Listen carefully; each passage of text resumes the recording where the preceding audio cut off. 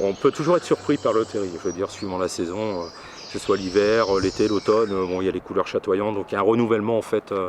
Voyageant dans la région, on voit les terris, on les voit bien, puis on se pose des questions. Enfin, puis ça fait partie du patrimoine de la région, ça me donnait envie de mieux connaître. Puis aussi, j'aime bien l'aspect sportif. Quoi qu'on en dise, on dit que le Pas-de-Calais, ceci, cela, le Pas-de-Calais est très beau, il suffit de venir ici et voir la différence. Monter en haut d'un terri de 150 mètres, etc., c'est un plaisir. Mais je pensais pas qu'on pouvait voir tant de terris, enfin qu'il y en avait tant en fait, si rapprochés. Donc c'est un point de vue qui est intéressant, quoi. On se rend pas compte. Donc la roche arrive, elle tombe. Alors ici il y a un garde-corps, hein. En fait il y a un puits en dessous, ce qu'on appelle une trémie. La roche tombe dedans et il y a en fait un système de chariot.